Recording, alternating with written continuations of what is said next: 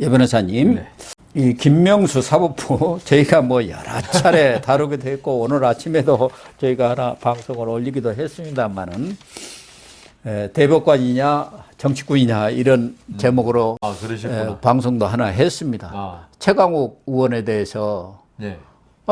전원 합의체로 보냈대요. 소부에서 다 1년 동안 주무르고 있다가 전원 합의체로 썩 넘겨갖고 그러면은 선거가 몇 달 남지도 않았는데 선거 이후에 판결을 내리겠다는 그 얘기 아닙니까? 그러면 지금까지 그 증거 능력 문제 하나 가지고 올렸더라고요. 예.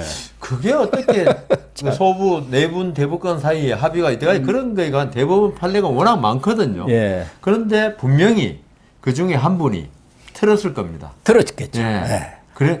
왜 우리가 이걸 총대를 매? 예, 그랬겠죠. 뭐 그것도 있고 이게 최강욱을 살려주자 예. 그런 그렇게 됐겠죠. 속마음을 가지고 예. 그냥 소부에서 쭈물떡거리면서 우리 저번에 국민의힘 국회의원 떨어뜨린 거 그대로 판결 확정한 거 그거 가지고 우리가 비난 많이 했지 않습니까? 김태호 구청장은 예. 강서구청장 그냥 정광석화처럼 그냥 떨어뜨려 버렸고. 국회의원 그 국민의힘 국회의원 그 회계 김성경과 예, 뭐 그것도 그랬고 회계 책임자 1,000만 원 해갖고 날려버렸잖아요. 3개월 만에.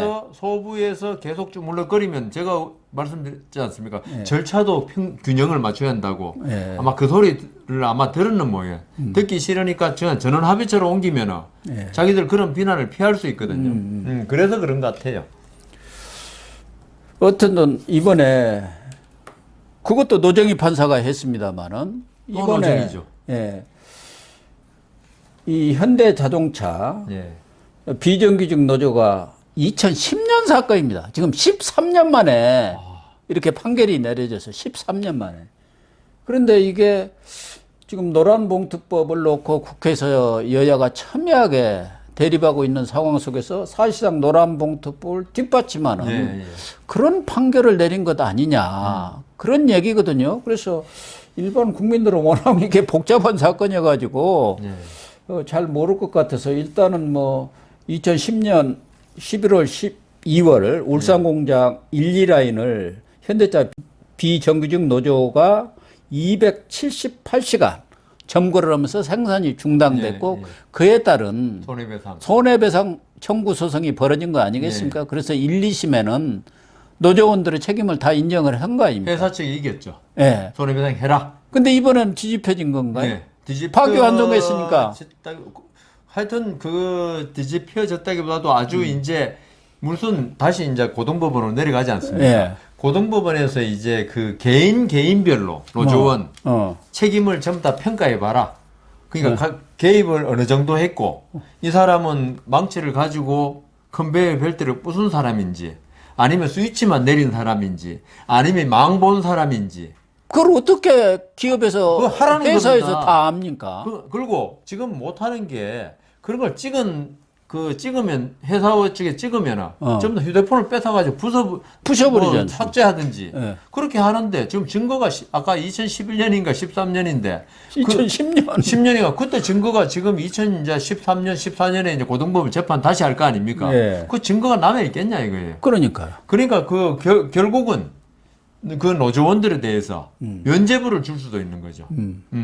그 노조에 대해서는 아마 책임을 물은 것 같아요. 노조에는 묻은 거죠. 근데 노조원에 대해서는 각 그 개인별로 책임을 전부 다 하나씩 구체적으로 가려내라. 가려내서 그 자기 행동에 걸맞는 손해배상만 청구해라. 인정해줘라는 게 이번 판결의 취지 같아요. 그러니까 1, 2심에서는 노조라든가 노조는 물론이고 노조원에 대해서도 공동 책임을 지은 건가요? 그러니까 거의 민법에 대등한 책임을 지은 건가요? 대등한 것보다도 민법에 공동 불법행위 책임이라고 있습니다. 공동 불법행위. 공동 불법행위 책임은 여러 사람이 어떤 힘을 왜냐하면 이 불법행위에 있어서 있죠. 한 사람이 모든 걸 행하진 않거든요.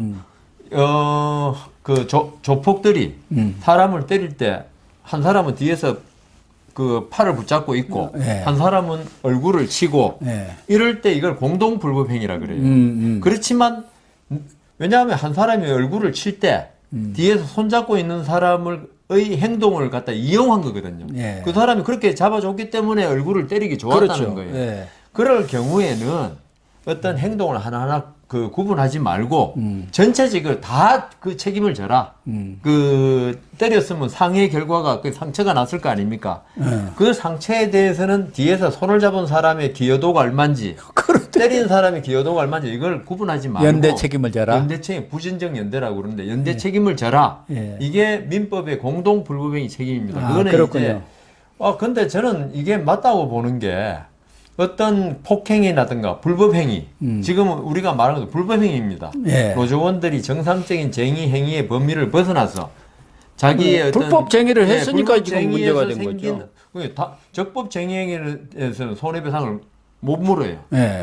불법이기 때문에 묻는데 그 불법 행위의 가담 정도를 가리지 말고 전체적으로 한다. 이게 맞는 게 좀 전에 제가 말씀드린 바와 같이 어떤 불법 행위를 함에 있어서 다른 사람의 행위를 자기도 이용하고 그 다른 사람도 뒤에서 아까 좀 전에 그 예를 들면 다시 가면은 뒤에서 손잡은 사람도 있죠. 자기도 주먹 때리고 싶었단 말입니다. 자기가 직접. 그렇지만 이제 역할 분담을 해가지고 내가 손만 잡고 있어도 때린 거하고 똑같은 거예요. 그 사람 맞은 사람으로서는 뒤에 사람이 안 잡고 있었으면 반항을 해가지고 안 맞을 수도 있어요. 그렇겠죠. 그럴 경우에 뒤에 손잡은 사람 기여도가 한 10%밖에 안 되네. 직접 때리는 사람이 많은 거 아니야. 이렇게 할 수가 없다고. 그렇죠. 왜냐하면 그걸 어떻게 하나하나 나누겠습니까? 계량적으로 수량적으로 계량을 나눌 하기가 수가 없는 없죠. 거거든요. 그래서 이런 공동 불법행위 한꺼번에 가담한 사람에 대해서는 자기들은 좀 뭐 할 말이 있을지 몰라도 피해자 입장에서는 똑같은 거예요. 그래서 이게 어떤 형사 책임을 지금 묻는 게 아닙니다. 형사 책임에서는 조폭들이 그런 폭행을 가했을 때 가담 정도에 따라 형사적으로는 이제 뭐 징역 1년, 집행유예 2년부터 실형 3년 이렇게 할 수 있어요. 그거는 개인 책임 원칙이고 형사는. 그렇지만 민사에서는 있죠. 피해를 본 사람 위주로 해야 되거든요. 그 사람 입장에 볼 때는 이 그 가해자들이 어떤 행동을 역할을 맡았든 간에 모든 가해자는 상대방의 어떤 가해자 중에 한 사람의 행위를 이용한 게 되는 거니까 어떤 전체적인 피해에 대해서 전부 다 연합해서 그 가담한 게 되는 거예요. 그럴 경우에 그 전부 같이 책임져야지. 그래서 저는 이번에 노정희 대법관이 어떤 분인지 전 사실 솔직히 몰라요. 우리법 연구회 출신한 거 외에는. 저는 속구리 투표. 그거 선관위원장 할 때 속구리 투표. 출근도 안 하고. 토요일이라고 출근도 안 하고. 비닐봉다리 투표 있지 않습니까? 그건 아는데. 근데 뭐 대법관이 존경하는 대법관이 이런 판결을 내렸으니까 제가 뭐 대법원 연구관밖에 안 한 사람이 이 판결을 비난하는 게 옳은지는 모르겠지만 저도 뭐 법조인의 한 사람으로서 그리고 국민의 한 사람으로서 있죠. 법을 좀 아는 사람 입장이 볼 때는 이게 과연 어떤 그 우리 사회에서 있죠. 부정한 노동행위, 불법한 노동행위에 대해서 사회 전체가 이걸 갖다 대처해야 되고 그 다음 그런 불법 노동행위로 국가 전체의 경제가 파탄나고 가능성이 있을 때 이런 식의 어떤 그 법논리적인 순전히 형식 법논리적인 이것은 저는 그것도 안 맞다고 생각하지만 이 사람들 생각은 그런 것 같아요. 아까 말씀드린 그 형사에서 어떤 개인 책임 원칙 이걸 이 민사적인 손해배상에도 같이 그 쓰겠다는 거거든요. 같이 같은 원리로 이게 과연 맞는지 그리고 현대 어떤 불법행위 책임 원칙에 이런 그 개인적인 개별 책임 원칙을 도입한다는 게 지금 사회가 워낙 복잡해지고 구조가 지금 복잡해지고 그래 손해배상에 관한 법리도 아주 복잡해졌습니다. 이런 경우에 구시대에 우리가 단체 책임 원칙이라는 게 단체 책임 해서는 안 되지만 어떤 그 큰 손해가 발생했을 때는 있죠. 어떤 그 단체가 지금 단체가 개입한 거 아닙니까? 노조라는. 이럴 때 그걸 갖다 전부 하나씩 그 인위적으로 전부 구별해가지고 너는 요것만 물고 너는 요것만 물고 이게 맞는지 저는 의문입니다. 그러니까 또 이게 개별적인 책임을 회사가 가려가지고 소송을 하라고 한다 하면은 그 개별적인 책임이 말씀하신 대로 때린 것도고 잡는 것도고 이런 것에 대한 어떤 기준이 있어야 할 겁니까? 그건 법관의 자의적인 거네요. 기준을 설정해 놓고 거기에 맞춰서 이렇게 회사에서 하세요. 뭐 이렇게 한다면 모르는데 그게 없이. 그럼 기준을 설정할 수도 없고요. 그거는 법관의 어떤 판단임, 자유재량입니다. 판단에 있어서. 너 책임 5%, 15% 이거는 기준이 세상에 잡을 수도 없고요. 그래서 책임의 개별화를 어떻게 할 수 있냐? 그래서 바로 그 공동 불법행위 책임은 부진정 연대 책임이다. 뭐 부진정은 잘 모르시니까 하여튼 연대 책임으로 묻는 이유가 이거는 법관의 자의가 개입할 수 있는 거예요. 예. 법관이 좀 마음대로 할 수 있는 부분이거든요. 우리 국민들이 우리 현대 법치 사회에서 가장 회피해야 될 게 어떤 자의적인 법 집행입니다.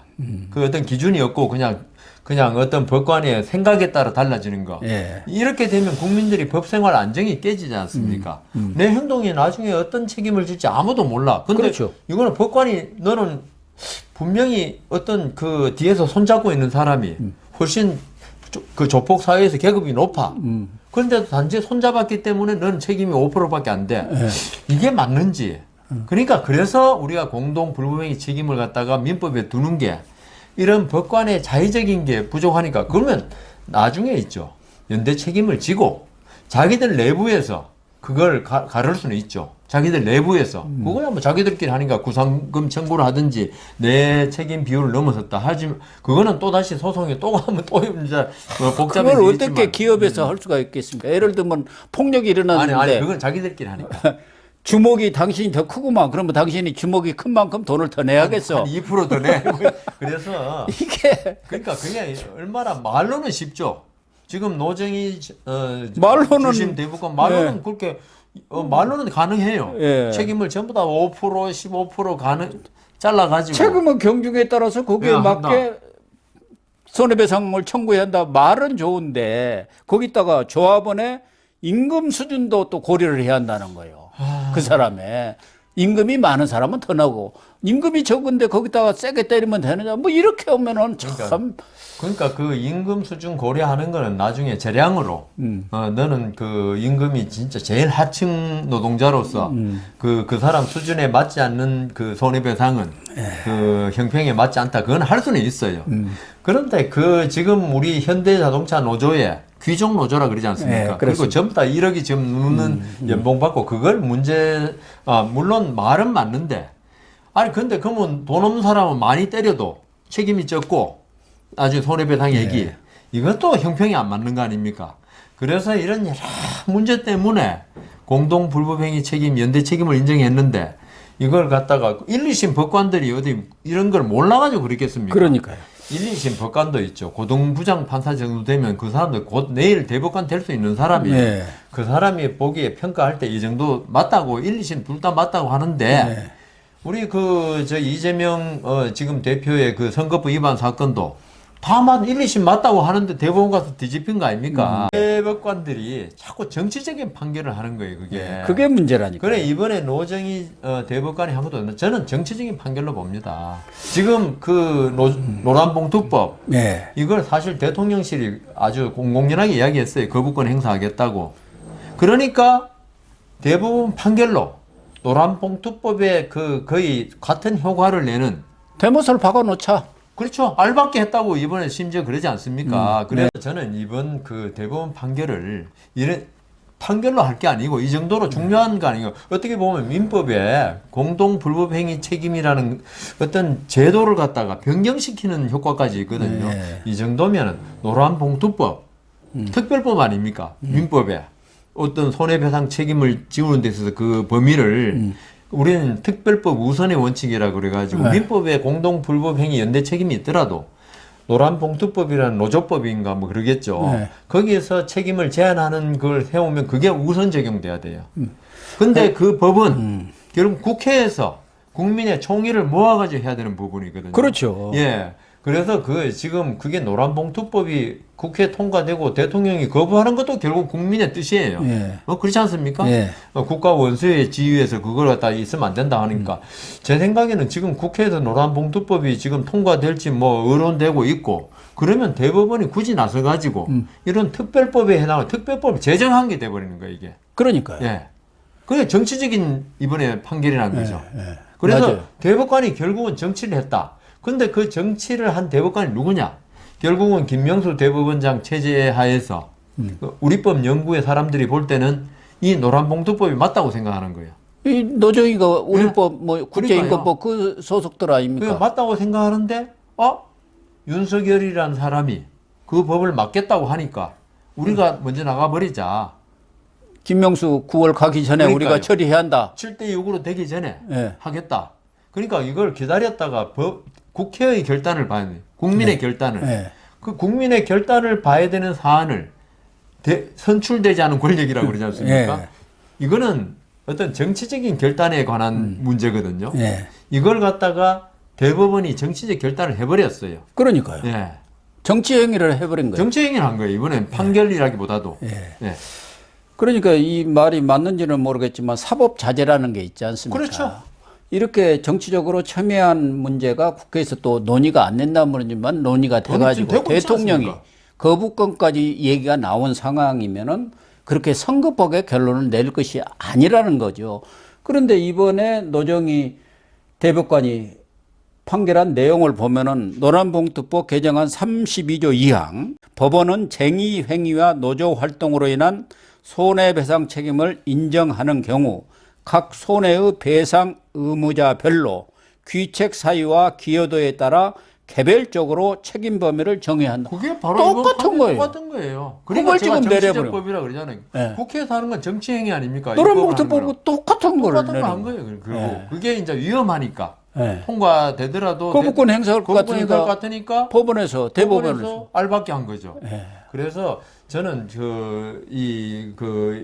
강제징용 네. 법안 할 때도 그것도 정치적인 그 판결이었거든요. 근데 제가 일본을 뭐 전부 다 저도 일본 싫어합니다만은 일본 최고법원, 우리나라 대법원은 우린 대법원이라고 그러는데 일본은 최고법원이라고 그래요.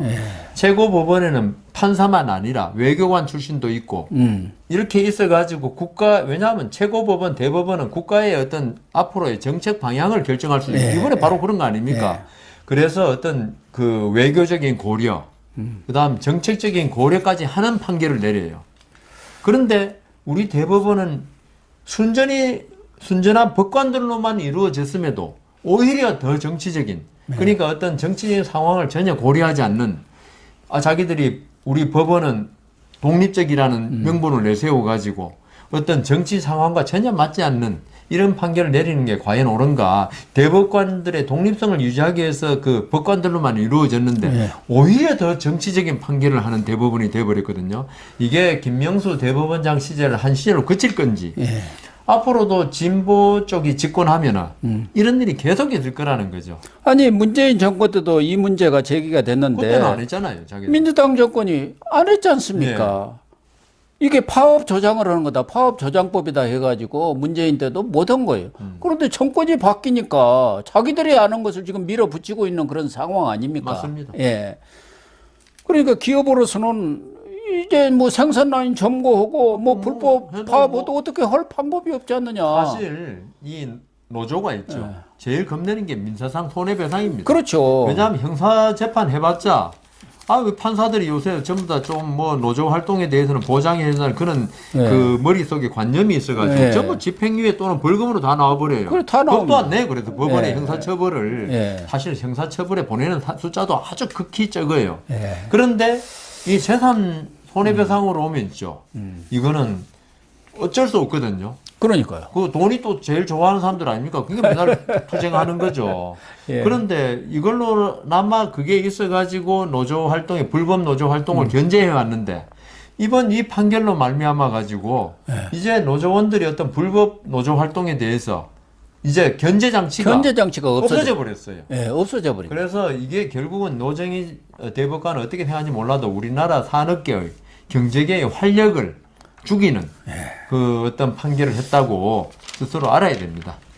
그래서 뭐 노정희 대법관이 판단을 했겠지만 김명수 이 대법원장 체제에서 정말 이 국민의힘은 사법부 사망은 아래다 이렇게까지 얘기를 했던데 김명수 사법부가 이 법원의 신뢰를 땅바닥에 떨어뜨리는 것은 물론이고 우리 경제까지도 정치적 판결을 함으로 인해서 아주 멍들게 하는 그런 그 후과랄까 그런 것이 뭐 단기간에는 물론이라지만 장기간 나타나게 생겨. 이게 제일 큰 실체이고 잘못이에요. 10년에 있었던 사건이란 거 아닙니까? 예. 그 13년간 법원에 있었는데 몇 달을 이번에 김명수 대법관 바뀌고 예. 대법관 바뀌고 지금 대법관도 이제 보수라고 이번에 보수 후보가 아니에요. 중도 합리적인 사람 들어와가지고 중도 합리적인 입장에서 이 사건을 보고 예. 같이 전원 합의체를 하더라도 판결을 할 수 있도록 해야지. 예. 이게 곧 바뀔 것 같으니까 이번에 뭐 대법관 제청된 사람들이 전부 다 자기들 그 이념에 맞지 않는 사람들이다. 예. 그때 되면 어떻게 될지 모른다. 하니까 갑자기 느닷없이 13년간 있던 사건을 갑자기 지금 한 달 만에 예. 그 언론에 지금 그 났던 게 지난달인가 이번 달 총과 그랬거든요. 예.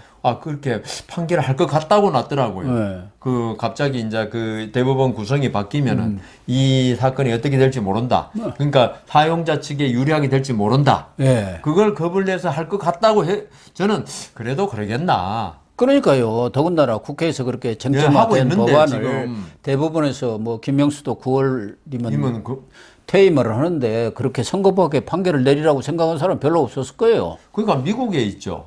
대통령 곧 바뀌잖아요. 예. 그럼 대법관 임명을 미루는 게 예. 다음 대통령이 하는 걸 갖다 미덕으로 삼았거든요. 그걸 트럼프가 물론 깨뜨렸지만. 근데 이번에는 우리 대법원에서 이런 일이 벌어져 버렸어요. 대법원 자체 내에서. 그러니까요. 참 빨리 김명수가 물러나는 수밖에 없네요. 그러면 나중에 또다시 전원합의체 올라가면 되긴 돼요. 예. 그러면 이 판결이 잘못됐다 파기할 수 있어요. 다시 뭐 뒤집히는 예. 같은 그런데 사건을 올려가지고. 그렇게 되면은 사법부에 대한 그러니까 신뢰가 무너지니까요. 완전히 과거 같으면 대법원에서 판결이 딱 내려지면은 어떤 사람도 승복을 했는데 지금은 대법원에서 좀 정치적인 어떤 성향의 판결이 내리면 아무도 거기에 승복을 안 하고 한명숙이는 지금도 자기가 죄가 없다고 역사는 무죄라고 그러는데 예.